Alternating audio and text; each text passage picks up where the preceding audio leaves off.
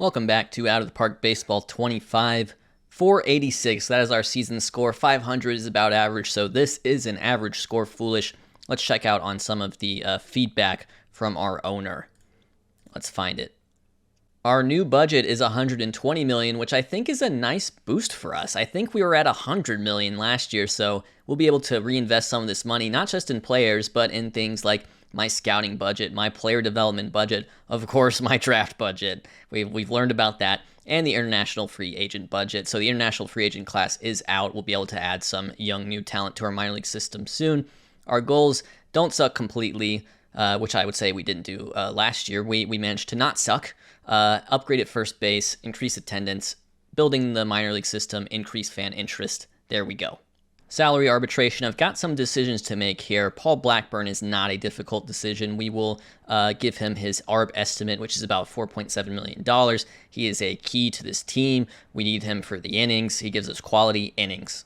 Austin Adams wants $1.3 million. I've thought about it for a while, and I guess I'm going to give it to him. He has a 85 stuff on the 20 to 80 scale. That's the only reason why. Statistically, not a great year for him by any means. I mean, a lot of strikeouts, but a lot of walks and a fair bit of home runs as well. He's actually negative WAR. The WAR used in game is FWAR, which is based on FIP. But yeah, I guess I'll keep him around. Why not? Really just a righty specialist for us in the bullpen. Scott Efros, no question, gets a contract. Zach Jackson gets a contract. Brent Rooker is an interesting one because he had such a bad year, negative WAR, 86 OPS plus, and he's asking for a really big raise to $2 million. I might try to lower this down, but I think I do want him back because at the very least, I think I'd still be able to trade him with like, a $2 million-ish salary. But yeah, I don't love that demand. Abraham Toro, we're going to non-tender him. He never really got into a major league game with us, spent most of the year in AAA. We just don't really have much of a need for him. Tyler Nevin is a very similar player. Seth Brown, this is a tricky one. Seth Brown is asking for about $4 million. He was a one-WAR player last year. He was one of the team leaders in home runs alongside Brent Rooker. And this is one of those things where I think any other team, I would say, yeah, dude, for sure. Yeah, dude. This one, for me, the question is, do I give him the contract and then try to trade him, or do I just go ahead and non-tender him? Kyle Isbell wants $3.3 million. I would say that's pretty reasonable. We can stick around here. And then finally, Edward Olivares. Again, kind of tricky thing, same as Seth Brown. Do I want to give them a pretty sizable raise? I think I might try to lowball Olivares here just because he did not have a particularly good year. All right, after doing a little bit of shopping around, there is still plenty of demand for Rooker, not so much for Brown. I'm going to non-tender Brown. Again, if this were any other team, you pay $4 million for like a one-WAR player, that's fine.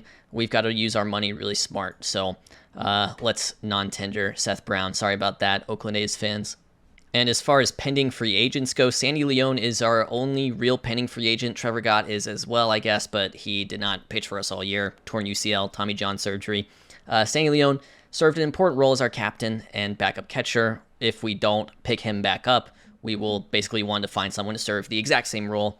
If I try to offer him an extension, he wants about $1.8 million. We had him on the vet minimum of $740. I think I can wait for that. I think I can find someone else to serve that role if need be. And I've had some more thoughts on Seth Brown because I am going to be non-tendering him. I think Lawrence Butler down there in AAA can probably give me the same value, but for less money overall in terms of the salary. So this is how things are going to set up. I'm going to offer all these guys minor league extensions. Some might take them, some might not. I think one of you was asking about Lucas, and I don't entirely know how to say his last name, but Erseg. I know he's known for his devastating changeup. He's in the Oakland A's rotation in real life. He's like a clubhouse disruptor, and he walked 7 batters per 9 in AAA, so he was never in the majors for us. But I will try to at least extend him on a minor league deal. But because of these personality traits, which by the way are randomly assigned by the game, this is not OOTP saying, hey, this guy Lucas, bad guy, talk to him, awful. Financial ambitions, low in leadership, low in loyalty. No, it's just they're randomly assigned or else imagine what MLBPA would say if they were just like, yep, this random player, this dude sucks. This dude sucks. He does not return his shopping cart in the grocery store parking lot. So I do have storylines enabled, which means every now and then you get a weird random headline, and this one stuck out to me. Bryce Rayner, who was the 14th overall pick in the draft last year, not by us, has decided to retire. Does not have the passion to play the game. This is a randomly simulated event by the game, And this especially stood out to me because we were really thinking about drafting him instead of Connor Griffin. So somehow it could have gone worse. So this is the Player Development Lab, which is sort of the new key feature of this game. During the off-season, you can assign certain players to work on certain tasks that may or may not be successful. So some of these tasks are fairly easy and simple. I'm asking Denzel Clark to improve his base stealing technique, for example, because it's already quite good, but it could be elite. And at the same time, I'm also making difficult asks of some of my other players. So Shea Langoliers, I'm saying, improve your defense at catcher. You have 4 to 5 weeks. See if you can do it. So a variety of different lengths to try to do these things. Braxton Ashcraft, increase pitch movement. That'd be great for him, but that's, 3 to 4 months in the development lab. And I've got a mix of, I've got a couple prospects in here like Brock Jones and Eric Matos. And, even simple ones like Zach Geloff, I just want him to work out at third base some. So we're going to, check in on the player development lab throughout the offseason and see what kind of results we get, because this is my first time ever using it. Checking here at the International Amateur Free Agent class, the signing period is now open. They have until January 15th of 2025 to sign. The top guys by potential, at least according to our scout, are Juan Aguilar, who has low work ethic, so his chances of developing are pretty slim. David Bisono, same thing, low work ethic. So we may try to, sign multiple guys here, maybe not go for the splashiest signings, and I'll keep you updated on who we come up with. I'm glad I didn't let this slip past me. I almost did, but I will be picking up the option on Miguel Rojas's deal. It is another year at $5 million. It'll be his age 36 season. He just won the Gold Glove Award for the American League, and where else am I going to find a 2-WAR shortstop for $5 million? So we'll at least pick him up. I'm pretty happy to do that, especially considering some of the money we're saving by non-tendering other players.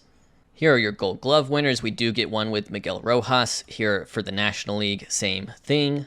Reliever of the year in the American League is Josh Hader. Reliever of the year in the National League is Edwin Diaz, although a close challenge by Adbert Alzolay. Here are your American League Silver Sluggers. No Oakland A's to speak of, which I guess isn't that surprising. National League, you've got a couple Dodgers, a couple Braves. Your AL Rookie of the Year is Wyatt Langford over his own teammate, Evan Carter. Good year for Wyatt Langford. In the National League, it is Jackson Merrill with Jet Williams coming up and finishing second in just 100 games. This guy's going to be an absolute beast in this save. Here's the stats for Jackson Merrill. Your AL Cy Young Award winner by a hair is Tristan McKenzie. I thought maybe this would be a tie because they finished with the same amount of points, but no, I guess the tiebreaker is first place votes, and Tristan McKenzie had just that over Corbin Burns because Brian Bayo got one. But great year for Tristan McKenzie, 251 strikeouts, 5-WAR season. In the National League, it is Spencer Strider, unanimous, even though Max Fried had a better ERA, I believe. Max Fried with a 3.05. Spencer Strider hadn't beat an ERA as well, but those 329 strikeouts, 8-WAR season, definitely going to get you a Cy Young Award win. And also, very important news, very, very, very important news. Ryan McMahon has seen improvements to his game due to adoption of Buddhism. Very zen. And our final awards are the MVP. Marcus Semien wins it on points. Julio Rodriguez actually had more first place votes. Like he had a phenomenal season, but here's Marcus Semien taking it home. They're pretty much the same in WAR. Better hitting for Julio, maybe more defensive and base running value from Semien, but that's pretty darn close. It's not close to the National League. Ronald Acuna Jr. unanimous once again. Salary arbitration hearings were today. I totally forgot. On the salary arbitration screen, you can just offer them a contract and then bypass arbitration. I forgot to do any of that, so I went to arbitration with all my guys, and we kind of split it. Kyle Isbell in favor of the player, so that was a $500,000 boost for him. Edward Olivares in favor of the player. Scott Effross in favor of the team. Paul Blackburn in favor of the team. It all kind of balanced out in the end. Overall, we won about half. We lost about half. These are the CPU-generated international free agents, no doubt headlined by Frank Rivera out of Mexico. We have low scouting accuracy on him, but he looks like he could be an absolute stud, absolute ace pitcher in this league. Stamina and hold runners, maybe not that great, so I don't know how many innings they'll get out of him, but on a per-inning basis, he's going to be absolutely nasty. Exactly the kind of guy we're looking for, but perhaps outside of our price range with a $23.5 million AAV asking price at the age of 31. And here are your top free agents in the class, no doubt headlined by Juan Soto, but we also have Willy Adames, Blake Snell, Justin Turner, so it's like Blake Snell opted out, Justin Turner, Frank Rivera, who we spoke about earlier, Shane Bieber, Christian Walker, Jordan Montgomery also opted out. Or I guess I think in his case, he had like a vesting option on his, so he didn't pitch enough to reach that vesting option. So interesting. We'll be more, scraping the bottom of the bargain barrel than going after, a Pete Alonso or even a Paul Goldschmidt, but we'll see what we can do. This is my Hall of Fame ballot. I don't know why it has players from like last year's class who are already in. I can't make any sense of that, but I'm going to submit it. Go argue with the wall. Some results from the player development. It looks like Geloff was trying to learn first base. I don't really understand that. Maybe I should set him to a second base end game and try to get him to learn third base, for example. I don't know. Was there a drop down to choose what position I wanted him to learn? No improvement to Shea Langelier's catcher defense. That was always going to be a hard one. But Denzel Clark, his base stealing has been successful. So hopefully he will be a better base stealer next year. We still have 3 guys doing more long-term goals in the player development portal or complex or whatever they want to call it now, but we're going to add 3 more. We're here the day before the Rule 5 draft. It's December 16th. I'm showing you just who signed with who. Juan Soto to the Dodgers for $270 million, 8 years. That seems really low to me. Frank Rivera goes to the Rangers. Willy Adames to the Dodgers. That makes sense. They've been trying to get him for years. Blake Snell to the Mets. Goldie to the Mets. Okay, so the Mets making some moves. Kinley back to the Atlanta. I don't know. The rest of these aren't as interesting, but yeah, that's your free agency update. I'm generally just gonna wait and see till at least January 2025 before I make a move on who's left. I'm here for the scraps. Here on the day of the Rule 5 draft, we're going through our prospects and protecting them. We're going to protect this guy. Remember, we traded for him at the trade deadline. The way you protect a player is you add them to the 40-man roster. And I'm just going to go through and do that for whoever I think is important. Here's who's been picked so far leading up to our pick. A couple, I guess, surprises here. Gavin Stone is somewhat surprising. He has been injured, but yeah, I'm a little surprised by his eligibility. And we're just going to look through the pool right here and see if there's anyone that we want. The answer is, honestly, not really. No one I'm really looking for, and the game has done a really good job this year of not having any ridiculous guys available in the Rule 5 draft pool. That has been an issue that has plagued previous generations of the game, and this year, honestly, and this is only through one Rule 5 draft, looking pretty good. However, I did find Roberto Perez. He's essentially a cheaper version of Sandy Leon in that he could be a defense-first backup captain, catcher. So we're going to go ahead and pick him just because it's cheaper than extending Sandy Leon, and you get basically the same thing. And there you go. The clubhouse appreciates Roberto Perez immediately. My general outlook right now on January 1st is I may not find the best use of my money is in the free agent market, rather trading for players who already have contracts, because I do have budget space to take on money in terms of my payroll, but I may try to trade for younger players who have already been given bigger contracts, or maybe they're in arbitration that should be cheaper to acquire in terms of talent because of that money. Right now, I'm scrolling through the trade block, and a couple names have caught my eye. Anthony Santander is definitely one of them. Seiya Suzuki would be another one. Zach Eflin, maybe Bo Bichette, I don't know, but we'll see. I might dig into some of these names. One really sneaky move would be to pick up Walker Buehler somehow. He's looking for a 1-year deal, which, he's got 6 months left of recovery time, so we might not even see him until, June or July, in which case I'm not trying to want to give him a 1-year deal, but I could try to offer him a 2-year deal and see if he'll accept maybe something with a player option or a team option tacked on there. So I'm going to give that a try. Okay, what I'm going to try to do is meet his demand and then add a second year at $10 million as a team option. So we'll do it like that. Walker Buehler, maybe future Oakland A? Well, I've cooked up quite the blockbuster here. The Orioles had both Anthony Santander and Tyler Wells on the trade block, so I decided to sort of center it around that. In return, the 2 key pieces are going to be Mitch Spence, who you'll remember, Rule 5 guy, was actually in the rotation for us all year, not just like, a random low-leverage reliever. In the rotation, did really well, extreme ground ball pitcher.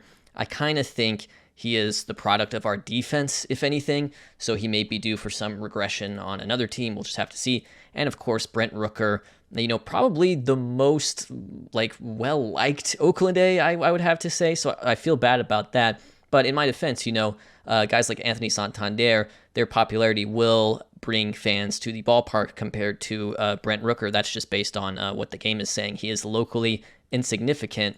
Santander is locally well known, so there will be some drummed up fan interest.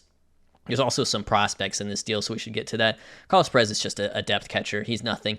Steven Echeverria, a former, I think, third rounder for 2023, has just not, he's been hurt. It just has not gone well for him.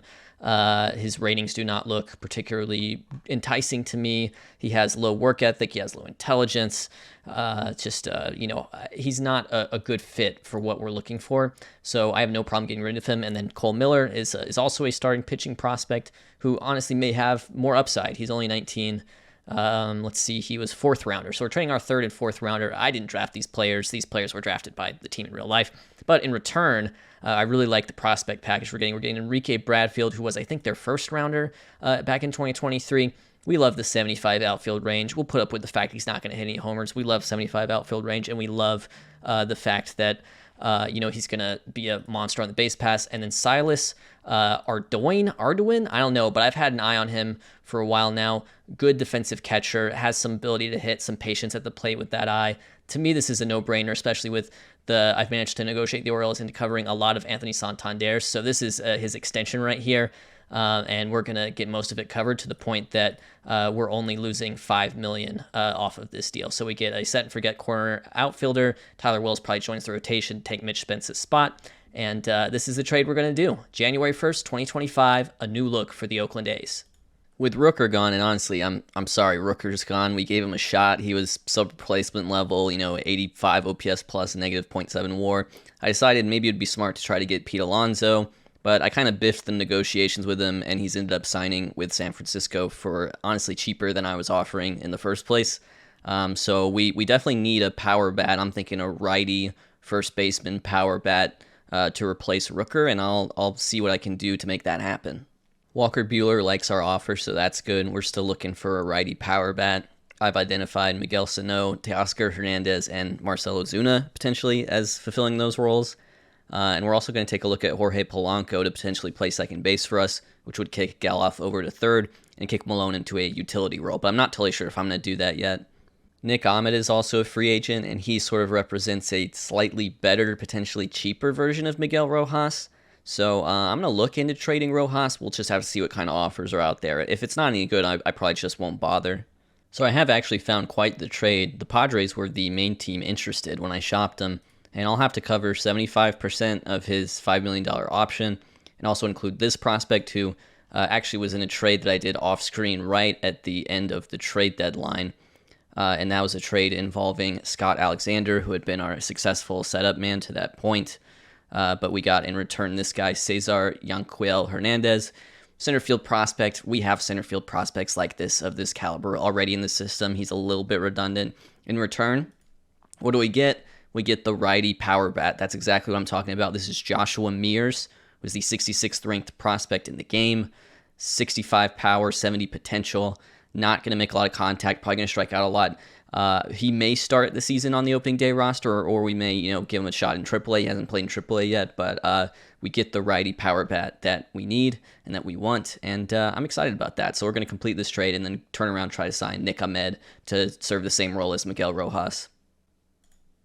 That makes Edward Olivares kind of an odd man out for us, at least in terms of our outfield situation. So I'm probably going to trade him as well, and that'll be my 3 trades for the offseason. I'm trying not to just go 2 trade crazy. I'm going to give myself 3 trades this offseason. We already had the blockbuster one with Baltimore. We got the Miguel Rojas trade. We got a righty power bat in return with Joshua Mears, and now we're going to trade Edward Olivares.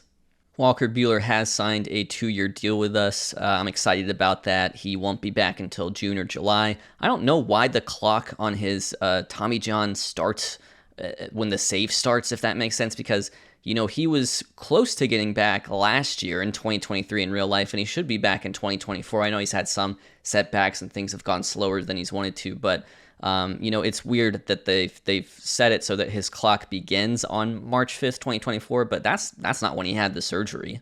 All right, this is going to be our trade. It's going to be Edward Olivares. We're going to cover 60% of his money for this year, and also Tyler Nevin, who has no real place on the team at the moment. In return, we'll get Colin Poche, who should be a pretty good reliever for us. He had a 2.32 ERA with Toronto last year. Toronto was the main team interested in Olivares, and that's going to be all our trading for the offseason.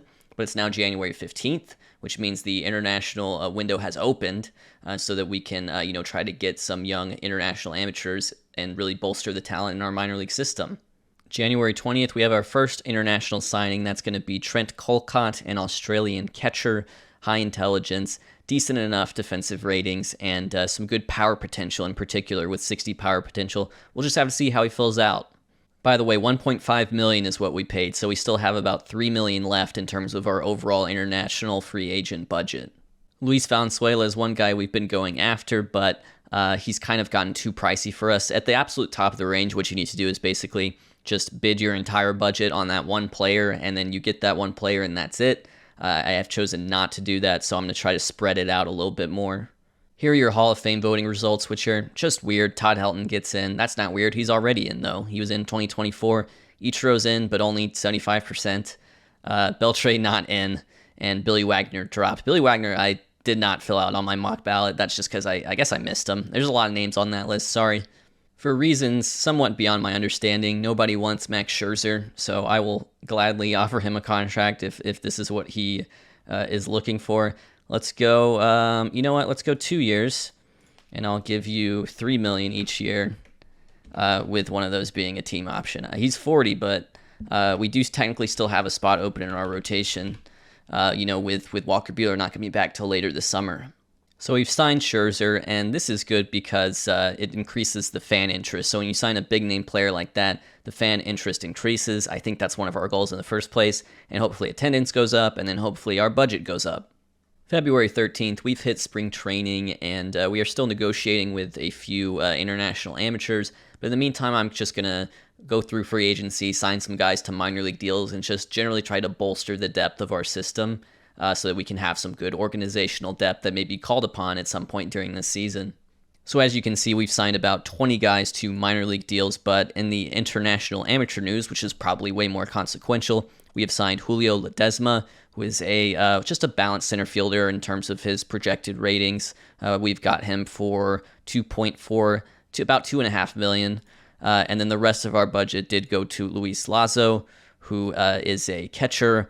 I liked his 60 catcher framing. I liked his contact ability, and we ended up signing him for just $400,000. So that's how we spread out our international amateur budget for this year. And right now we are just kicking off spring training. March 1st scouting report, Walker Buehler ratings gone down. That's not surprising. That happens when you have Tommy John a lot in this game, and might have been a scouting fail on my part, although I do think I did have a scouting report done on him before we signed him. Regardless, looking at these ratings right now, I mean, I'll still gladly take it for the contract we extended him, so I don't really have a problem with that. Roberto Perez, ratings down, that's fine. He's our backup catcher, and he's getting old. Kyle Isbell, this one's a little interesting to me. His defensive rating at center field dropped a bit, but I don't really know why. He still has the 70 range, which is what we're looking for. It's going to be an interesting year for him. He had a 3-WAR season last year, but he's also probably going to platoon with Clark. And then Brock Jones has some improvements as well. That's good. We had him in the player development lab, so I think that's a result of that. You never get through spring training totally unscathed, and in this case, it's going to be Kyle Muller, who has a torn labrum in his shoulder. He'll miss 4 to 5 months, so he'll miss what seems like it's going to be time until July or August. That makes me feel a little bit happier that we went ahead and traded for Colin Poche, who's also a lefty reliever. So at least we can use Colin Poche. One free agent signing later, and we are set up for opening day. So here's how we're going to line up versus right-handed pitching. We have Kyle Isbell leading off. We have Anthony Santander hitting cleanup. He's a new acquisition for us. Joshua Mears makes the team out of spring training. He had a big spring training. In fact, I'll sort by OPS here. He had nearly 1,000 OPS in spring training, 6 home runs and 56 plate appearances. So I decided to go ahead and put him on the team. Santander, DH, that leaves Joshua Mears in left field because he's slightly better defensively. And then we went with Triolo at third base.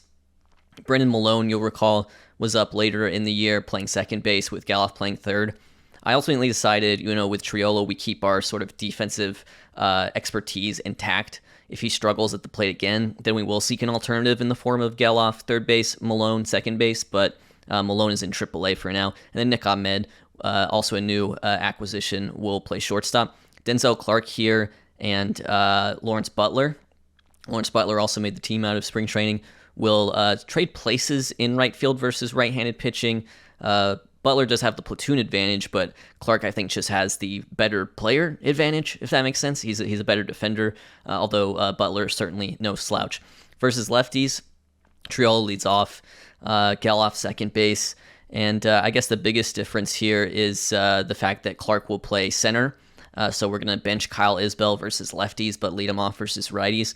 And you'll see Miguel Sano has joined the team as our designated hitter, just a good pinch hitter guy, and we will start him at DH versus lefties. I like the idea of adding one more righty power bat in there, and that'll be Miguel Sano. Pitching-wise, this is how we're going to line up, at least to start the year. You'll notice a lack of Brady Basso, who had like a 2.3 ERA in the rotation for us last year, albeit across maybe like 10 or 12 starts. He had a poor spring training. He has options. And, we got extremely lucky with our starting rotation last year. Pretty much nobody missed starts. I think Mitch Spence missed 2 starts, and that was about it. I don't anticipate that happening again, especially with injury frequency on high. So we need the depth, and I figured I'd rather keep him in AAA as a starter than move him to the bullpen. Adrian Martinez, for example, was great for us in a long relief role last year, but I would definitely start Brady Basso ahead of him. So our rotation is Sears, Blackburn, Scherzer, Ashcraft, Wells. Wells had an excellent spring training. His ERA was below 1, so he ultimately wins that 5 spot. And then our bullpen, we're going to have Miller, Boyle, and Jackson as our stoppers. In the middle relief, we're going to have Jose Hernandez, who had an excellent spring training, Michael Kelly and Scott Effross, Adrian Martinez long relief, and Colin Poche, a lefty specialist. So that's how things will look. Things will, rotate throughout the year for sure, but this is how we will line up for year 2, 2025.